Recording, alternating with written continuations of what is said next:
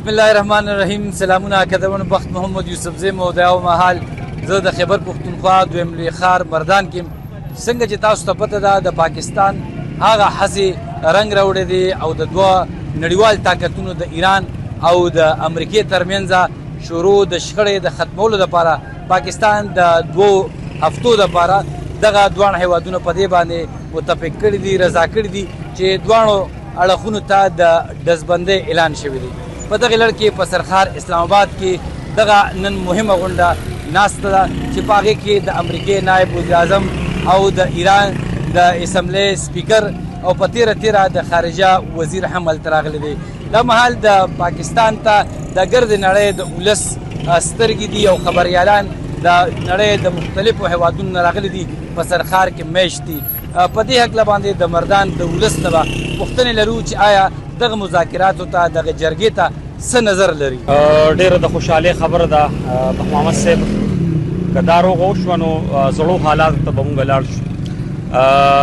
یو ډېر لوی بحران نه چې کوم دی نو دا خطه تېره شوه.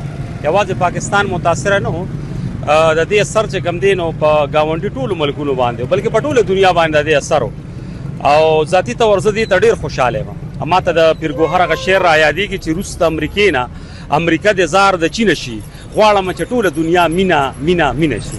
د پاکستان د هڅو ته په کوم نظر ګوري پاکستان چې اشبار کو نه اوس نن د دوه طاقتونو نن چې پاکستان د کم د عزت په پوڼۍ باندې ولاړ دی نو په دې او یا 15 یا کال تاریخ کې دومره پاکستان عروج ته نه وتلی دا اوس چې کوم دغه مونږ وینو، بلکې د امریکې غونډه کې چې ځان ته سوپر پاور وایي هغې نن ناست دي، پاکستان د جرګې مشري کوي او هغې ناست دي.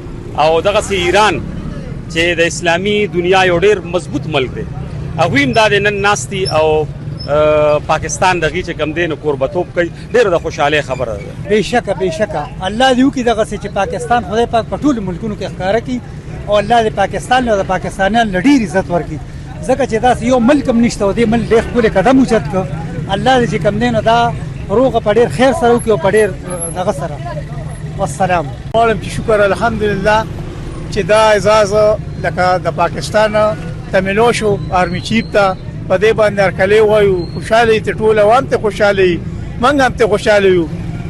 د وزیر اعظم صاحب نم ټول عوام خوشحاله په دې خبره باندې چې راخره چې دا خبرې د وکړي او دا جرګه په اسلام آباد کې جوړه شوه. په دې ټول خلک ډېر خوشحاله دي. الحمدلله زموږ په ملک کې چې د دې ملکونو روغه وشي نو دا ملک به ډېر نور هم مخکې لاړ شي.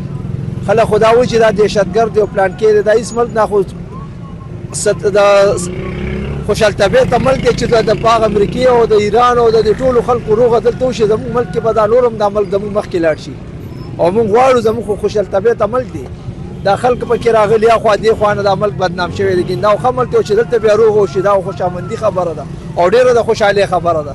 موږ ډېر په خوشحالۍ سره ځوان او ډېر په فخر سره یو چې دلته روغه وشي او زموږ دا ملک مخکې لاړ شي. دې باره کې دا چې د دې خبره اترې چې فرض که هغه شرایطو باندې وشي چې په کوم باندې د مسلمانانو او د ټول اسلام لپاره د خیر سبب دغه غونډې ته په څه نظر ګورئ؟ څومره مهمه ده چې پاکستان دومره لوی کریډ ترلاسه کړي؟ هر هغه روغه هر هغه دوه منځ کې چې روغه راتللي او هغوی راغوښتل غواړي د دې نه بهترین ښه خبره شته نه، ځکه چې د هر یو عمل د هر یو جنګ فیصلې چې دي په جنګونو نه کېږي، په باتچیت او په امن باندې کېږي. او دا د پاکستان لپاره د فخر خبره ده چې دوی دا خبره د دې سر تر اوسه د دوی په لاس دارو کوي. بسم الله الرحمن الرحیم. اول خو ستاسو ډېره مننه چې په دې اهم ټاپک باندې رالی او موږ هم ټایم راکړو او زموږ نظر غواړئ.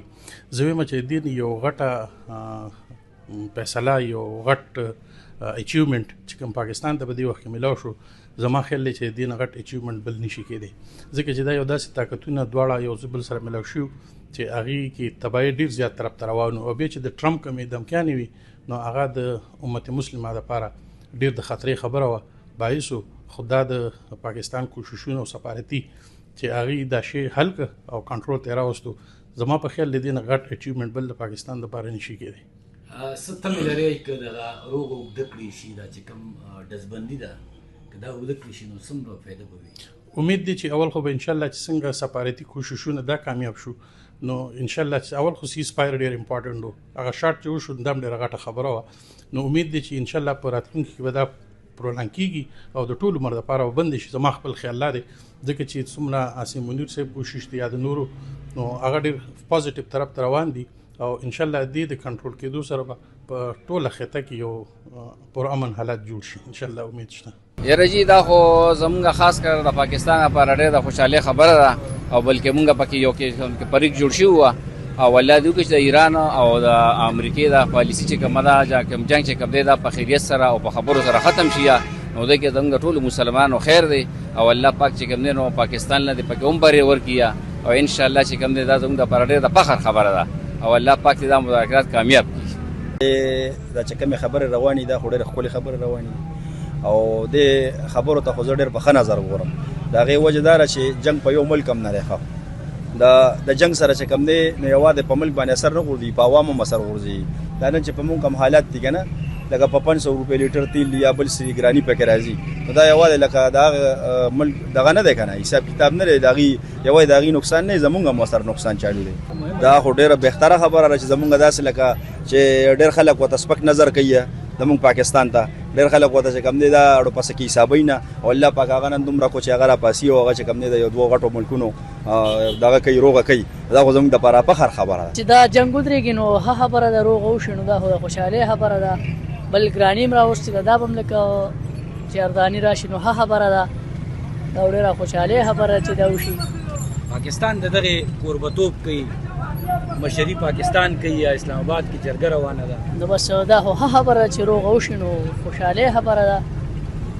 غواړم دا چې لکه امن راشي سکون راشي نو ښه خبره ده. او دا خو زموږ دپاره فخر او ویاړ خبره ده چې پاکستان الله دومره عزت ورکو چې دومره عالمي جنگ روان دی او دومره ښه ملکونو والا راغلي دي او زموږ مشران یې لګیا دي سرپرستي کوي.